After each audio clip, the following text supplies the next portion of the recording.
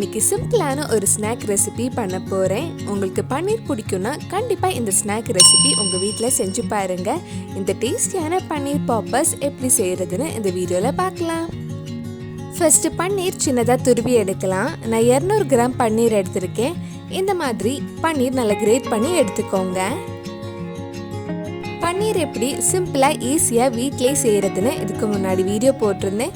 அந்த வீடியோ நீங்க இன்னும் பார்க்கலனா அதோட லிங்க் கீழ டிஸ்கிரிப்ஷன்ல இருக்கு. அந்த வீடியோவும் போய் பாருங்க. இந்த மாதிரி பன்னீர் எல்லாம் துருவினதுக்கு அப்புறம் இதுல சின்னதா கட் பண்ண பாதி வெங்காயம், சின்னதா கட் பண்ண 1 டேபிள் ஸ்பூன் பூண்டு, சின்னதா கட் பண்ண ஒரு பச்சை மிளகாய், கொஞ்சம் மல்லி இலை, தேவையான அளவு உப்பு, 1 டீஸ்பூன் மிளகாய் பொடி, 1/2 டீஸ்பூன் நல்ல மிளகு பொடி, 1/4 டீஸ்பூன் ஜீரகத்தூள் சேர்த்து ஒரு வாட்டி நல்லா மிக்ஸ் பண்ணிக்கோங்க.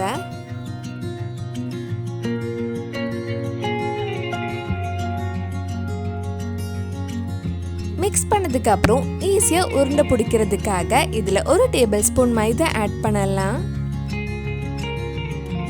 மைதா ஆட் பண்ணி நல்லா மிக்ஸ் பண்ணிக்கோங்க. தேவைப்பட்ட இன்னும் கொஞ்சம் மைதா ஆட் பண்ணலாம். பன்னீர் நல்லா மிக்ஸ் பண்ணியாச்சு.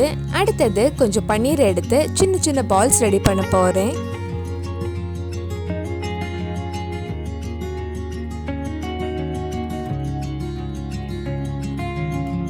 இதே மாதிரி சின்ன உருண்டை பிடிச்சுக்கோங்க. இதே மாதிரி மிச்சம் இருக்கிற பன்னீர்லயும் பால்ஸ் ரெடி பண்ணலாம்.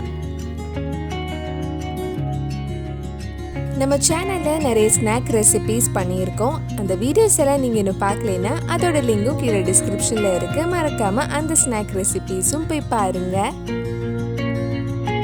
பன்னீர் எல்லாமே அழகா உருண்டை பிடிச்சாச்சு. அடுத்தது இந்த பால்ஸ் எல்லாம் பிரெட் கிரம்ஸ்ல கோட் பண்ணி எடுக்கலாம். பிரெட் கிரம்ஸ் கோட் பண்றதுக்காக ஒரு பவுல்ல 1 டேபிள் ஸ்பூன் மைதா, 1 டேபிள் ஸ்பூன் கார்ன்ஃப்ளவர் எடுத்திருக்கேன். அதுல கொஞ்சமா உப்பு போட்டு கொஞ்சம் தண்ணி ஊத்தி நல்லா ஸ்மூத் பேஸ்டா ரெடி பண்ணி எடுக்கலாம்.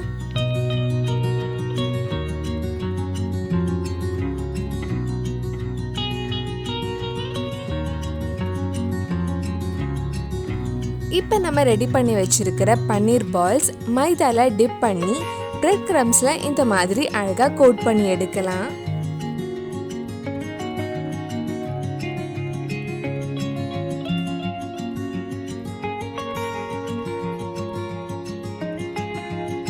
இந்த மாதிரி பிரெட் கிரம்ஸ் நல்லா கோட் ஆகணும். இதே மாதிரி மிச்சம் இருக்கிற பால்ஸ்லயும் பிரெட் கிரம்ஸ் கோட் பண்ணி எடுக்கலாம்.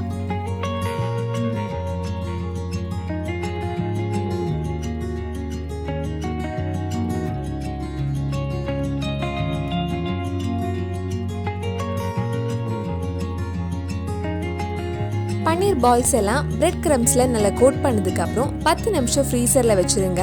10 நிமிஷம் ஃப்ரீசர்ல வச்சதுக்கு அப்புறம் நம்ம ஃப்ரை பண்ணி எடுக்கலாம். இது நீங்க முன்னாடியே ரெடி பண்ணி ஃப்ரிட்ஜ்ல வச்சிருந்தா ஈவினிங் டீ குடிக்கும்போது டக்குன்னு முறுமுறுன்னு ஃப்ரை பண்ணி சாப்பிடலாம். பன்னீர் பாப்பர்ஸ் ஃப்ரை பண்றதுக்கு ஒரு கடாயில எண்ணெய் சூடு பண்ண வச்சிருக்கேன். எண்ணெய் சூடானதும் கொஞ்சம் கொஞ்சமா ஃப்ரை பண்ணி எடுக்கலாம். மீடியம் ஃப்ளேம்ல நல்ல கிறிஸ்பியா கோல்டன் ப்ரௌன் கலர் ஆகிற வரைக்கும் ஃப்ரை பண்ணலாம். இது ஃப்ரை ஆகிறதுக்கு ரொம்ப டைம் ஆகாது, சீக்கிரமே ஃப்ரை ஆயிடும்.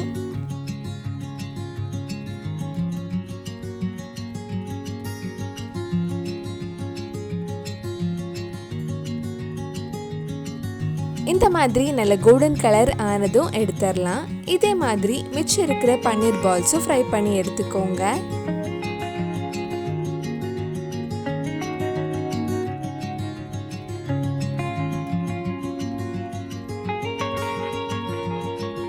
கிறிஸ்பியான பன்னீர் பாப்பர்ஸ் ரெடி ஆயிடுச்சு. கண்டிப்பா நீங்களும் இந்த சிம்பிளான ஸ்நாக் ரெசிபி உங்க வீட்டில் செஞ்சு பாருங்க.